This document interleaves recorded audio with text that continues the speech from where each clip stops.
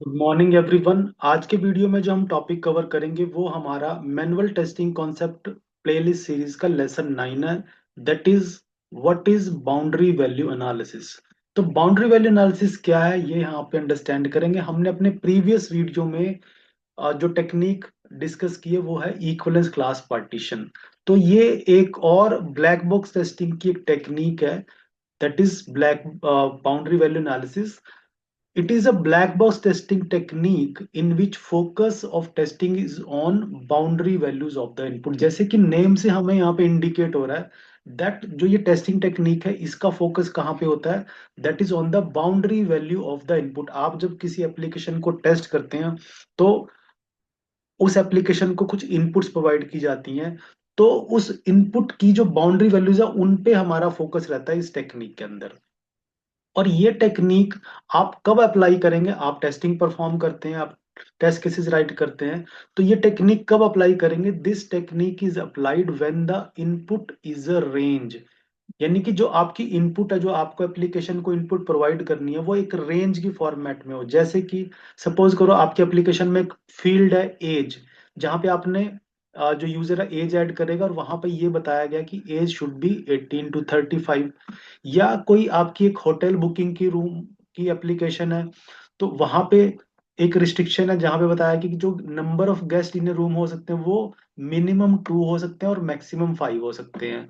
तो इस तरीके की जहां पे सिनेरियो, जहां पे आपकी इनपुट जो है एक रेंज के फॉर्मेट में होती है, वहां पे हम बाउंड्री वैल्यू एनालिसिस को यूज करते हैं। और इसका फोकस जो है वो कहाँ पे रहता है, हमारी बाउंड्री वैल्यूज पे रहता है। जो इनपुट्स है उनकी बाउंड्री वैल्यूज पे रहता है यहाँ पे। अब ये टेक्निक क्यों बनाई गई है एक्चुअली, इसका रीजन क्या है? Actually it is very likely that application will not function correctly when boundary values are supplied. क्योंकि ऐसा देखा गया कि जब आप किसी एप्लीकेशन को बाउंड्री वैल्यूज सप्लाई करते हो, टेस्टिंग करते हो, तो चांसेस है कि वो एप्लीकेशन सही काम नहीं करेगी और वहां पे आपको बग मिलने के चांसेस ज्यादा हैं। तो ये जो बाउंड्री वैल्यू एनालिसिस की टेक्निक है, so boundary testing helps tester to detect those bug. तो वो जो बग्स हैं बाउंड्री के, वो हमें इस टेक्निक को अप्लाई करके मिल जाते हैं।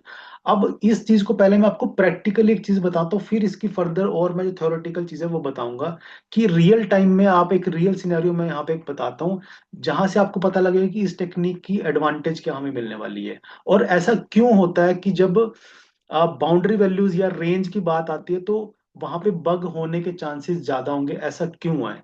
तो इस चीज को समझने के लिए हम एक एग्जांपल मैं यहाँ पे डेमोन्स्ट्रेट करूंगा। लेटेस जो आप की एप्लीकेशन है उसमें जैसे हमने देखा कि एक ये वहां पे एक ये एज फील्ड है। एज फील्ड के लिए ये बताया गया कि that should be 18 to 35, client की रिक्वायरमेंट है।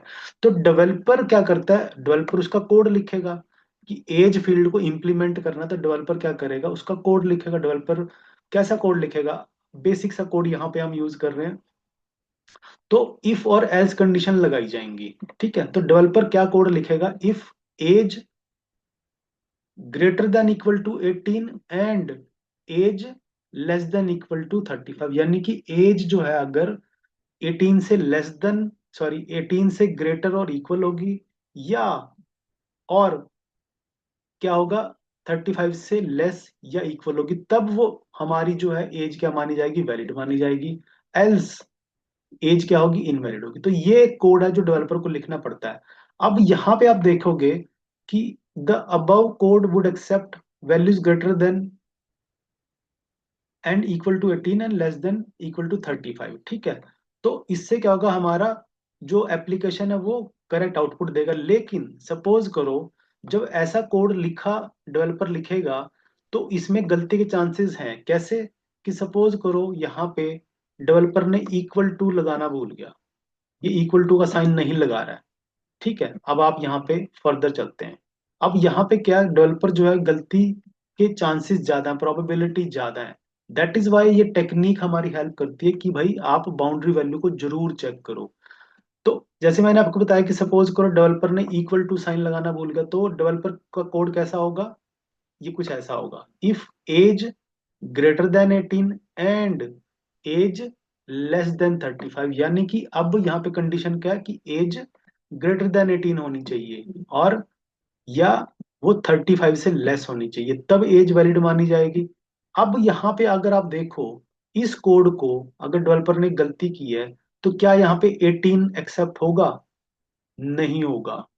क्यों? क्योंकि उसने इक्वल टू नहीं लगाया। इसका मतलब ये है कि ये जो अब कंडीशन जो कोड में लिखी गई है, डेवलपर ने जो लिखी है, it will not accept 18 and 35, वो एग्जैक्ट 18 और 35 को नहीं करेगी। हाँ, उससे ग्रेटर होगी तो एक्सेप्ट कर लेगी, और 35 से लेस होगी तो करेगी। लेकिन आप एग्जैक्ट 18 वैल्यू यहाँ पे प्रोवाइड करेंगे और 35 करेंगे तो ये क्या करेगा? काम नहीं करेगा।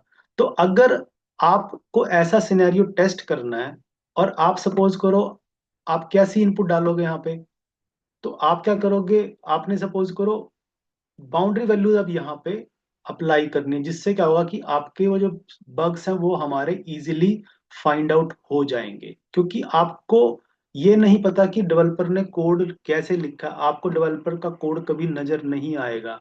हम ब्लैक बॉक्स, ये ब्लैक बॉक्स टेस्टिंग की टेक्निक है, और ब्लैक बॉक्स टेस्टिंग में कभी भी टेस्टर को कोड नजर नहीं आता, तो वो कैसे इन बग्स को फाइंड आउट करेगा? उसके लिए जो टेक्निक है that is boundary value analysis technique. अब आप जब इस टेक्निक को अप्लाई करेंगे तो कैसे करेंगे, उसके कुछ यहाँ पे आप कैसे टेक्निक को यूज करेंगे, तो यहाँ पे क्या किया जाएगा?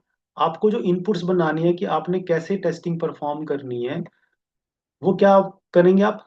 आपने करना होता है जो मिनिमम है उसका -1। अब यहाँ पे आप देख रहे हैं हमारी बाउंड्री वैल्यूज क्या है, हमारा जो सिनेरियो वो क्या है कि एज 18 to 35 होनी चाहिए।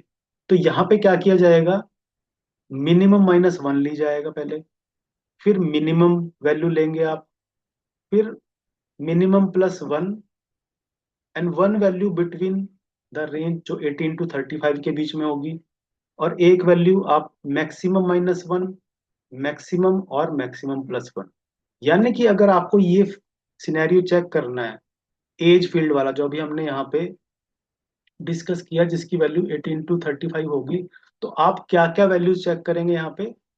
17 विच इज मिनिमम -1, 18 ये हमारा मिनिमम है, 19 क्या है? मिनिमम +1 है, 27 एक वैल्यू है जो इस रेंज के इन बिटवीन है, 34 which is minimum, sorry maximum -1, then 35 value check करेंगे आप, 36 वैल्यू चेक करेंगे विच इज मैक्सिमम +1।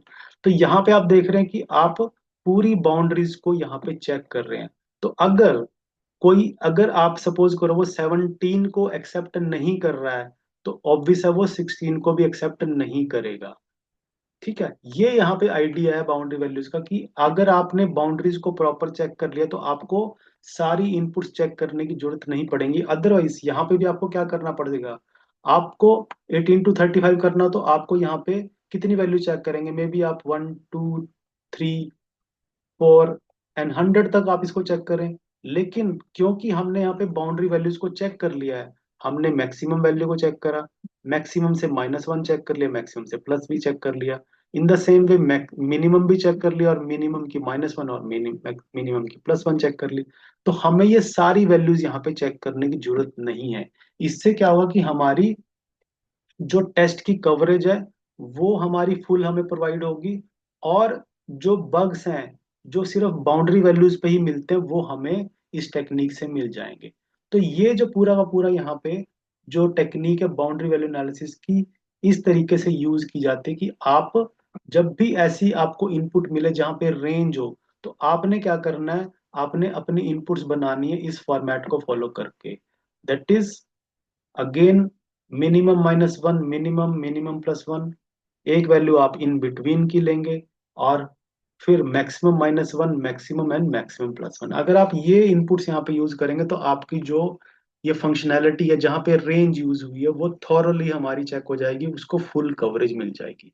तो ये था हमारा बाउंड्री वैल्यू एनालिसिस की टेक्निक, जहाँ पे आपको बाउंड्री वैल्यूज के ऊपर हमें फोकस करना होता है। आई होप ये जो कॉन्सेप्ट है ये आपको अंडरस्टैंड हुआ है, और आप इसको, ये बिल्कुल प्रैक्टिकल कॉन्सेप्ट है जो आप जब रियल टाइम किसी एप्लीकेशन पे चेक करते हैं, टेस्टिंग करते हैं, तो इन टेक्निक्स को हम वहाँ पे अप्लाई करते हैं जब हम टेस्ट केसेस राइट करते हैं। और टेस्टिंग परफॉर्म करते हैं। तो आई होप ये कॉन्सेप्ट आपको अंडरस्टैंड हुआ है, और आने वाले वीडियोस में हम फर्दर जो टेक्निक्स हैं ब्लैक बॉक्स टेस्टिंग की वो हम कवर करेंगे। Thank you very much.